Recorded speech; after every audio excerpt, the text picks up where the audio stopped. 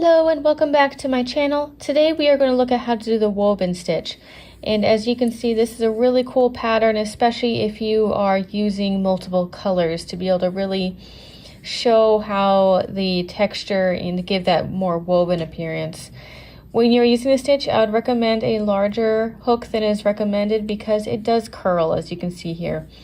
This is what the back looks like. And so I've already started. I have the foundation row here, so if you do not know how to do that, I would check out my other videos.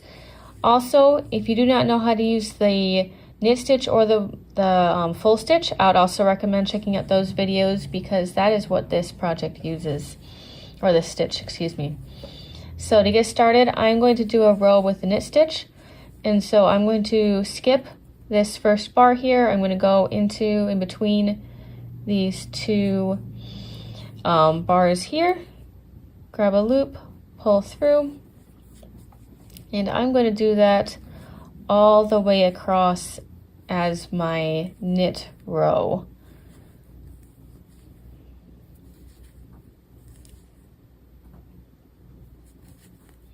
Okay, as I'm coming to the end here, make sure that you also go into this end stitch here.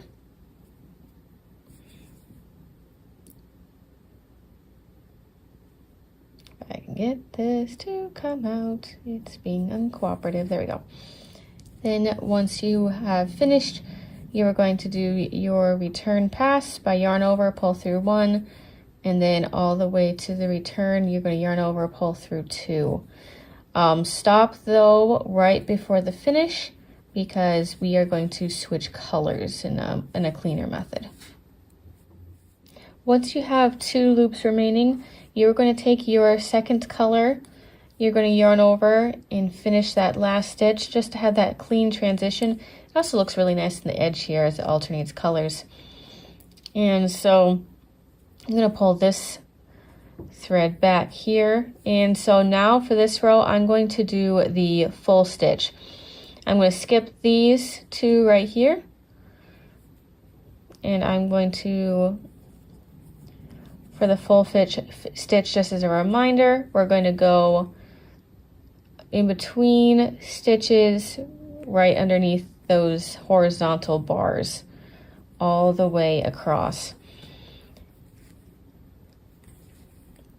And I would highly recommend, as you are doing each row, because you're switching stitches each row and all of that, to count how many stitches each row, just so you make sure you don't drop or pick any up, especially when you're doing the full stitch, because normally the full stitch you're going to skip a stitch for the first row but then go an extra at the end, and then at the next full row you're going to go at the very beginning but then skip at the end just to keep that even. You don't do that here.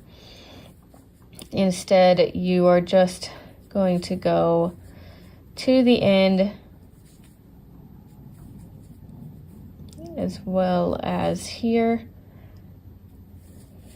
And I'm going to double check myself here because I should have 24 stitches. 3, 24. Yep, so that's perfect. And again, I'm going to yarn over, pull through one, yarn over, pull through two, all the way until I have two loops remaining, and then I'm going to switch colors as I did before. Once you have done those two rows, you are just going to keep alternating back and forth between that knit stitch and your woven stitch. Okay, so you start here for every knit row, and then for every full stitch, you're going to skip here and here, go into that full row all the way across. Another tip I would recommend is pull this back as so that when you are, so this is a knit row, so I'm going to go in as a knit stitch. So when you're pulling this through, it just helps keep this back, because you don't want to accidentally carry it down and then all of a sudden you have to undo stitches because you had to pull this back. So that's at the beginning.